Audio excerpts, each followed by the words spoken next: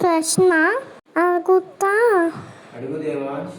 నువ్వు చిన్నగా ఉన్నప్పుడు నోటియా? లేదు దేవాంశ్, నేను చిన్న ఉన్నప్పుడు చాలా మంచి బాబుని. ఆ? అవును, చాలా ఇష్టం దేవాంశ్.